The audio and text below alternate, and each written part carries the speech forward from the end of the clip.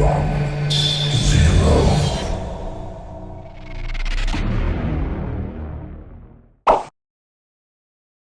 lagi nih bersama saya di Seputar Podcast. Episode kali ini saya mendatangkan seorang akademisi, yaitu beliau merupakan seorang guru di salah satu SMP di Kota Bandung. Beliau bernama Pak Andi. Kali ini saya akan membahas mengenai pembelajaran online atau secara daring. Menurut Pak Andi, bagaimana sih pembelajaran online secara daring atau yang dilaksanakan di sekolah Pak Andi? Oke, jadi untuk pembelajaran di SMP Taruna Bakti atau di sekolah yang tempat saya mengajar, tempat saya bekerja, menggunakan sistem Taruna Bakti learning system, yang dimana di dalam pembelajaran tersebut setiap siswa atau gurunya itu mempunyai akun, ya, yang dimana yang akun untuk mengakses ke dalam web tersebut. Nah, jadi web ini dibuat khusus untuk sekolah untuk pembelajaran siswa secara online. Nah, yang dimana dalam webnya ini terdapat beberapa fitur seperti misalnya selain untuk mengupload materi, mengupload video, lalu link dan pengumpulan tugas. Nah, dalam tugasnya pun ada beberapa tipe tugas sehingga bisa kuis, lalu pengumpulan tugas biasa dan lainnya. Nah, jadi sangat sangat variatif untuk Proses pembelajarannya seperti itu. Nah, selain di SMP Taruna Bakti itu, selain menggunakan e-learning, aplikasi apa atau platform apa sih yang digunakan gitu? Biasanya yang paling utama ya pasti kan selain web ini kita pakai Zoom, lalu pakai Gform.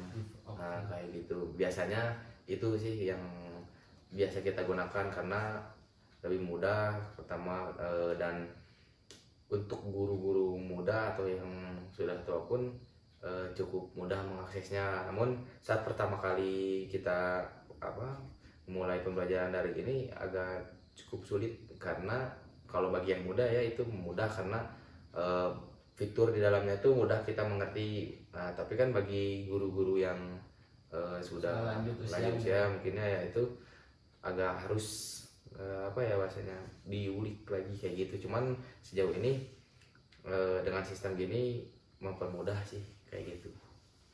Nah, untuk Pak Andi sendiri nih, kendalanya apa sih dalam proses pembelajaran daring ini? Oke, yang pertama pasti ya koneksi, karena kan kalau misalnya kita di sekolah itu koneksinya lebih cepat gitu ya, karena ada di setiap ruangan itu ada tersedia wifi atau jaringan internet lah kayak gitu. Cuman kendalanya kalau misalnya di rumah koneksi internetnya kan beda-beda ya, ada juga yang kenceng, ada juga yang sedang. Nah, mungkin itu. Terus yang kedua,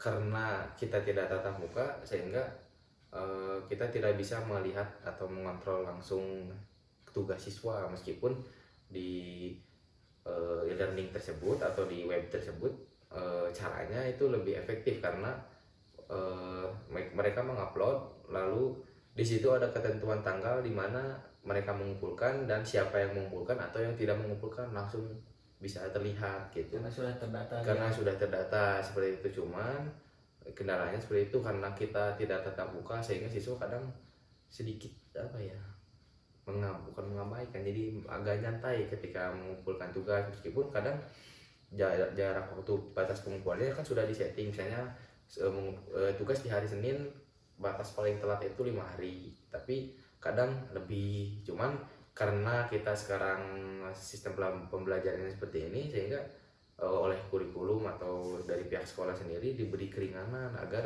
tugas itu tidak terlalu berat, lalu diberi jeda waktu untuk pengerjaan itu agak lumayan lah gitu. Jadi sehingga siswa bisa lebih leluasa untuk belajar atau melihat sumber belajar lainnya selain dari gurunya kayak gitu. Oke, seperti itu ya. Nah, untuk itu apakah sudah efektif dengan dilakukan pembelajaran secara daring menurut Pak Andi?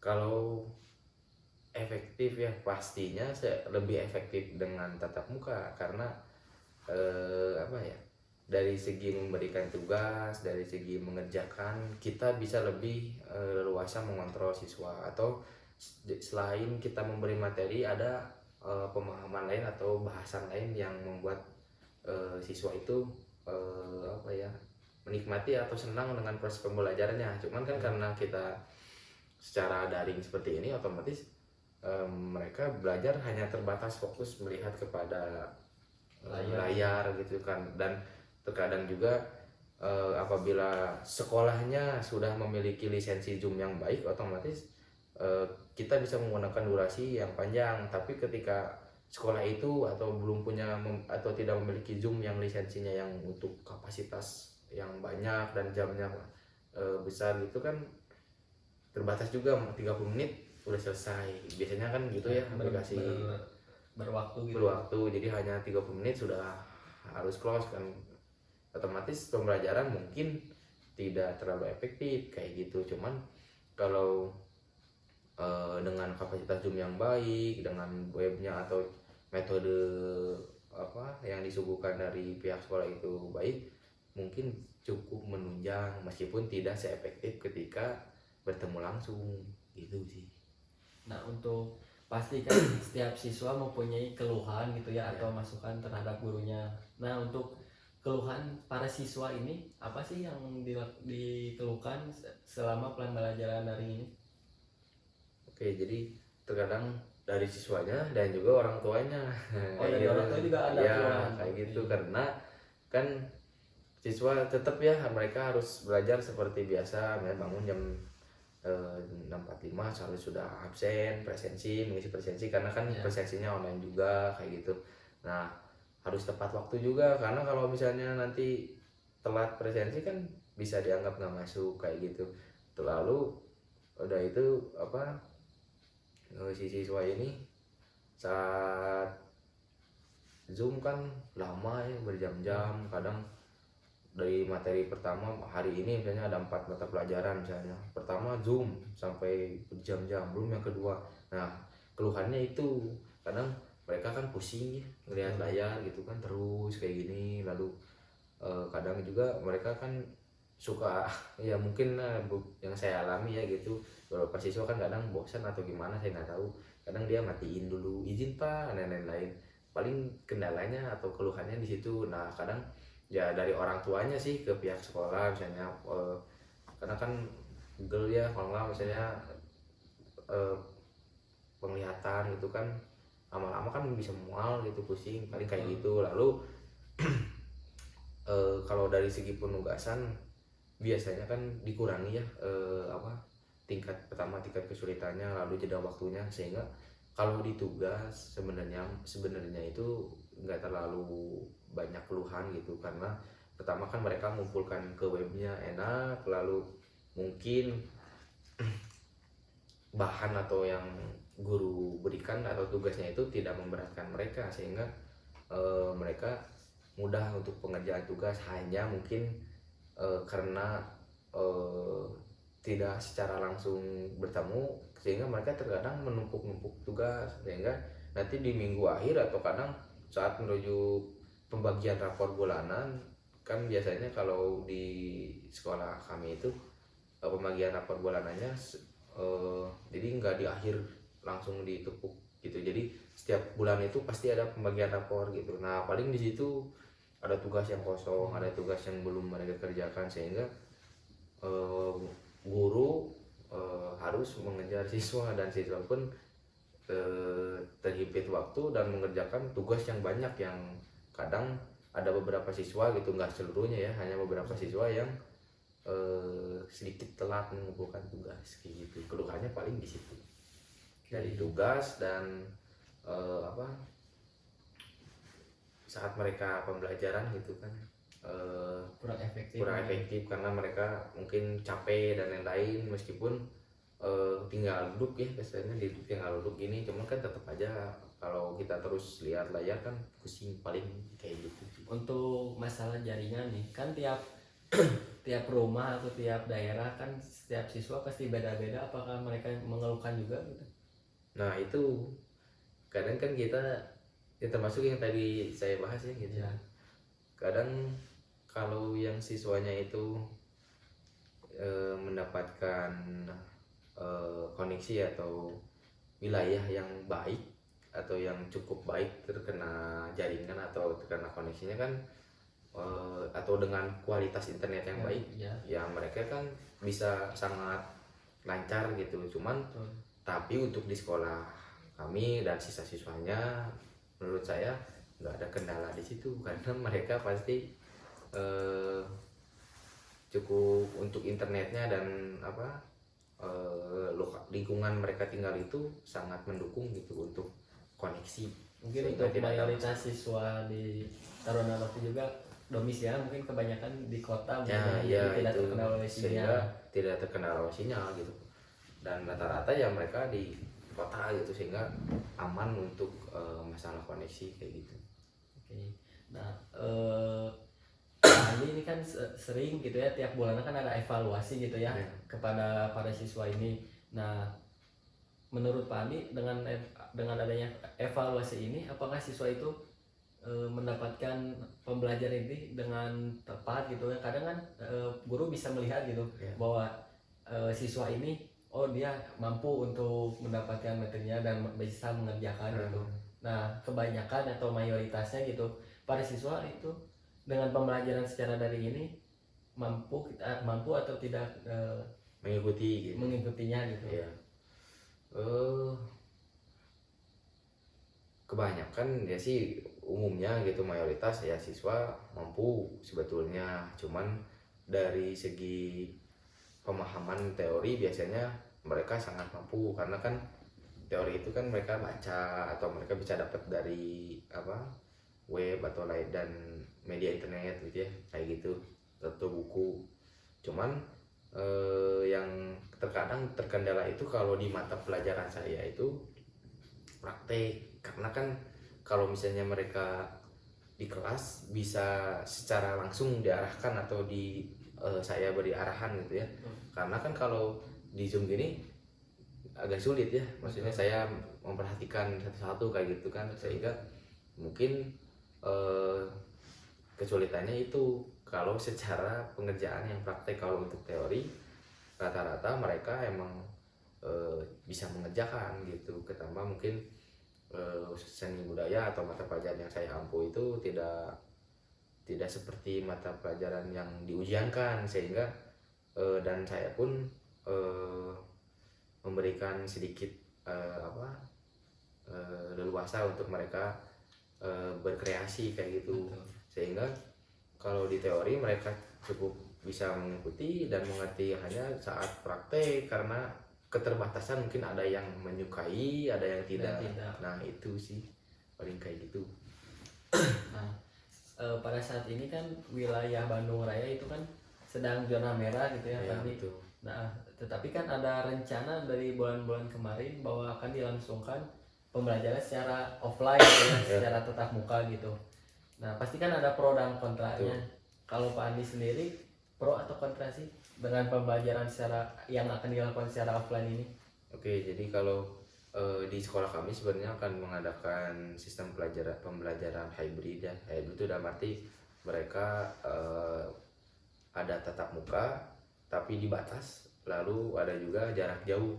Nah mungkin itu yang akan dicoba, tetapi ini pun pembelajaran ini pun menunggu surat atau izin dari dinas. Nah jadi saat kemarin saya rapat atau saya mengikuti rapat dengan kepala sekolah dengan guru yang lain, apabila SMP Taruna Bakti itu akan mengadakan tatap muka, mungkin menjadi sekolah yang terakhir karena banyak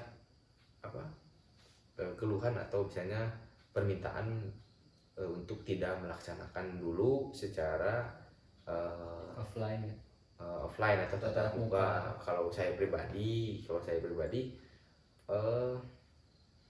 cukup riskan kalau misalnya tatap muka langsung atau pembelajaran langsung, karena melihat situasi atau dan kondisi seperti ini kayak gitu. Mungkin kita kan nggak tahu ya, maksudnya kita sehat tapi atau misalnya murid sehat atau nanti takutnya ada yang terpapar dari mana atau apapun itu, karena kan meminimalisir ya angka yang terkena COVID ini gitu. Sehingga kalau saya pribadi mempunyai pandangan mungkin untuk jarak jauh dulu selama angka yang terkena ini COVID ini masih tinggi gitu. Kalau sudah stabil atau menurun atau misalnya sudah ada vaksin yang ampuh, nah pasti ya saya pun inginnya belajar langsung, karena kalau saya pribadi lebih enak belajar langsung ketimbang gitu ketimbang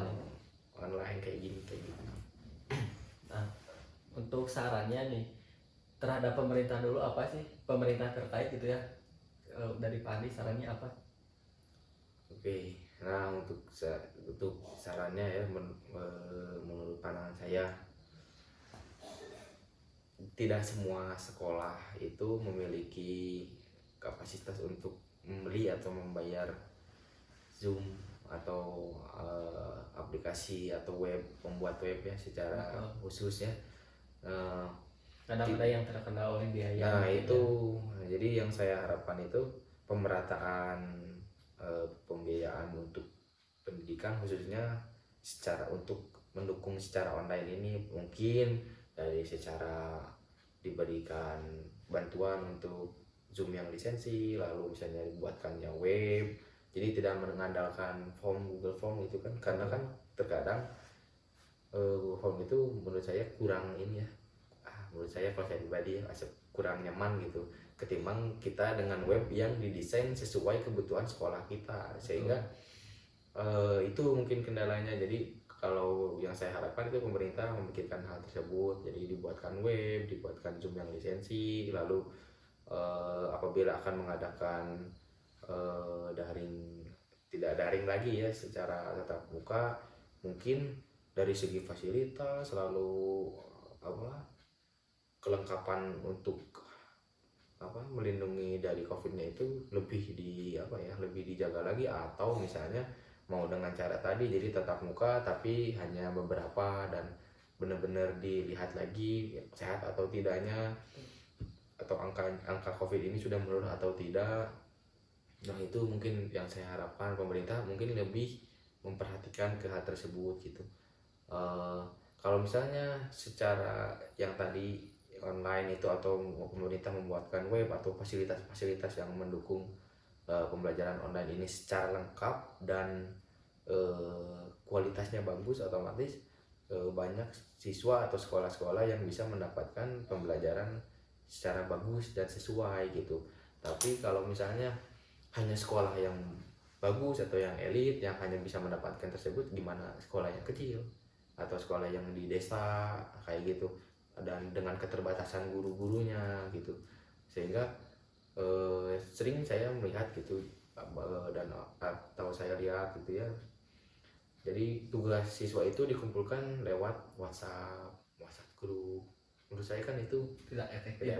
Pertama bukan mengganggu ya, emang harusnya, cuman kan WhatsApp ini kan emang kita gunakan untuk chat kita, komunikasi gitu ya, kita pribadi dengan orang-orang yang kita kenal dan lingkungan atau misalnya teman kerja dan lain-lain. Tapi kan kita harus tiap hari terbebani dengan tugas yang masuk kecuali kalau pemerintah mau membelikan handphone ya alhamdulillah kayak gitu. Cuman kalau misalnya nggak kayak gitu kan kasihan juga gurunya. Tapi kan kalau misalnya pemerintah buat web, lalu e-learning, lalu misalnya Zoom, lalu difasilitasi pembuatan video untuk belajar siswa, kan mungkin lebih enak kayak gitu. Cuman kan sekarang misalnya fasilitas ada, misalnya terus pemerintah mendukung, cuman kan balik lagi sumber daya manusianya atau guru-guru yang mana dulu yang bisa mengerjakan hal tersebut gitu kan. Tidak semuanya, pasti yang bisa mengerjakan guru-guru muda. Nah ini yang guru yang sudah tua gimana? Nah itu pertama mungkin seperti diadakan seminar atau seperti pendidikan lagi bagaimana mengolah sistem online ini atau e-learning dan lain-lain, lalu menggunakan aplikasi dan lain-lain. Mungkin itu setelah guru memahami, lalu silakan misalnya atau boleh pemerintah membuat atau memberikan subsidi seperti membayar fasilitasi Zoom, lalu membuatkan web dan lain-lain. Kuota belajar juga. Ya, kuota belajar juga. Nah, itu kan sudah ada beberapa kan yang direalisasi gitu ya. Yang saya sebutkan juga tadi mungkin ada beberapa yang sudah direalisasi, cuman pemerataannya itu kan belum semua wilayah atau sekolah sudah mendapatkan hal tersebut. Terkadang kan yang kuota belajar ini pun ya, dapat nih misalnya, cuman kan bisa digunakan di jam-jam tertentu. Kadang juga tidak semua provider dia bisa dapat dengan jumlah yang banyak gitu kan. Tapi kan bisa beda-beda kan, terus bisa dia gunakan hanya misalnya di jam belajar saja gitu. Sedangkan kan yang namanya belajar di rumah ada yang belajar pagi tapi kan ngerjakannya malam. Nah gimana itu kan, nah kayak gitu. Jadi ya mungkin namanya subsidi ya, atau dari pemerintah gitu kan, pasti kan ya ada plus minusnya lah, mungkin itu sih.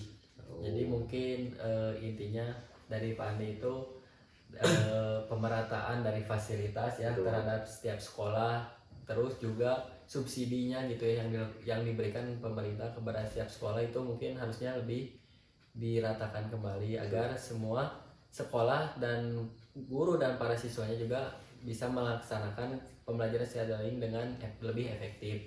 Nah, untuk sarannya kepada siswa gini ya, kan terkadang siswa itu kadang banyak yang malas nih ya, malas-malasan kalau pembelajaran secara daring. Banyak yang, apalagi kalau anak cowok kan main game atau nonton YouTube kayak gitu. Nah, bukan saran ya, atau masukan gitu ya kepada para siswa untuk lebih semangat gitu ya belajar gitu secara daring apa sih? Karena kan pada saat pembelajaran daring ini kan anak-anak lebih senang di rumah gitu ya. Betul. Karena lebih senang main game gitu ya daripada melihat materi-materi yang telah guru berikan. Kalau menurut saya pribadi, yang pertama kan ini bukan perihal siswanya ya.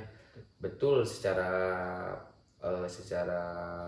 pribadi ini emang tugas siswa, cuman kan orang tua pun dan gurunya pun harus ikut andil gitu kan. Misalnya dari sekolah, guru atau sekolah memfasilitasi dengan pembelajaran yang online yang cukup bagus atau cukup sesuai. Akan tetapi kalau misalnya keinginan belajar dari siswanya nggak ada, nah bagaimana? Nah peran pentingnya otomatis dari orang terdekat, otomatis orang tuanya, kakaknya. Bukan berarti sekolah juga tidak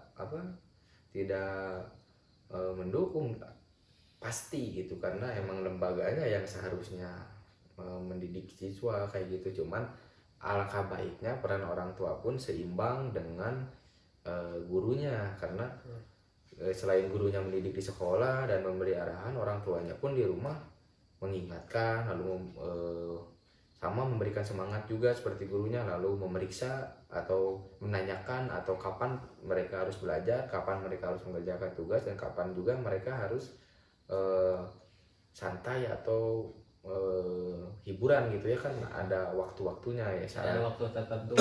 Betul. Jadi saran saya, ketika misalnya atau waktu-waktu di mana mereka harus mengerjakan tugas, diibaratkan seperti orang bekerja misalnya Senin hingga Jumat atau Senin hingga Sabtu, ya pergunakan waktu tersebut untuk belajar gitu, dari jam 7 hingga misalnya pukul 2 atau pukul 3 sore gitu kan.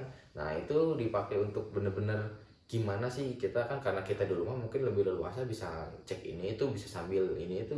Nah kenapa enggak gitu untuk benar-benar mengerjakan saat di jam-jam tersebut gitu ya, dari hari Senin hingga hari Sabtu atau hari Jumat. Selain dari gurunya yang mengecek atau mengevaluasi, orang tuanya pun sama gitu, orang tuanya pun di rumah harus ikut andil atau mengecek gitu. Cuman akan tetapi sekarang kan suka salah persepsi ya, atau kadang orang tuanya pun malah ikut-ikutan, malah kadang terlalu memberikan memberikan batasan gitu dalam pembelajaran. Kadang juga mereka ada yang sangat membiarkan gitu, sehingga banyak siswa yang merasa sudah nyantai inilah online ini dan lain-lain. Nah, tetapi kalau misalnya orang tuanya, gurunya, dan dari siswanya pun ada kemauan lebih gitu ya, atau ada perasaan bahwa tanggung jawab intinya dalam menjalankan atau mengikuti pembelajaran ini gitu. Nah, jadi menurut saya pribadi dan sarannya pun gitu, selain gurunya lebih aktif, keinginan siswanya pun juga harus lebih didorong lagi oleh orang-orang terdekat, terutama keluarga. Lalu orang tuanya pun betul-betul membantu dan memperhatikan secara teliti tugas atau pembelajaran yang siswa atau yang anaknya ikuti gitu. Jadi mereka kasarnya ketika di rumah itu, selain gurunya yang memperhatikan lewat Zoom gitu kan, orang tuanya pun ikut gitu kan, dalam arti seperti menanyakan sudah hari ini apa tugasnya, atau hari ini belajar apa. Nah, setelah ada interaksi kan otomatis kita mengerti, oh hari ini dia belajar ini dan itu, di mana tugasnya atau apapun itu. Nah, itu kan seperti mengingatkan mereka gitu, sehingga mereka lebih lebih aware lagi terhadap tugas-tugasnya. Beda lagi kalau misalnya dibiarkan gitu kan, terus gurunya pun sudah secara Zoom gitu, akan tetapi lebih santai gitu, hanya ngasih tugas, ya udah kan pasti siswanya ya udah nanti lagi aja. Tapi kan kalau misalnya kita cek gitu, apalagi saat pengumpulan, sebelum dikumpulkan coba lihat dulu atau gimana, saya periksa dulu sampai semuanya selesai baru boleh live Zoom atau gimana, kan mereka mungkin lebih lebih serius lagi gitu. Jadi selain guru, siswa, orang tua juga gitu ya, itu yang sangat penting untuk saat ini kayak gitu.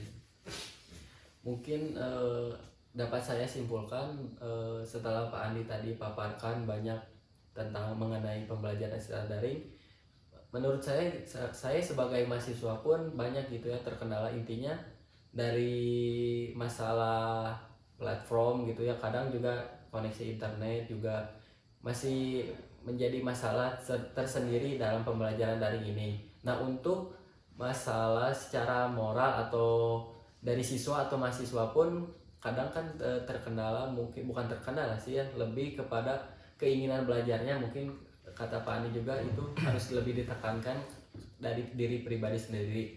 Selain itu support system daripada pihak terkait, maksudnya pihak terkait itu dari lingkungan sekitar seperti keluarga, jadi orang tua atau saudara harus lebih ditekankan, karena pembelajaran secara daring ini bukan sepenuhnya tanggung jawab para guru ataupun dosen, karena dari pihak keluarga atau lingkungan sekitar pun harus tetap mendukung agar tetap menjalankannya secara baik dan juga efektif. Mungkin cukup sekian episode kali ini dari Seputar Podcast mengenai pembelajaran secara daring saya dan bersama Pak Andi. Mungkin cukup sekian, sampai jumpa di episode selanjutnya.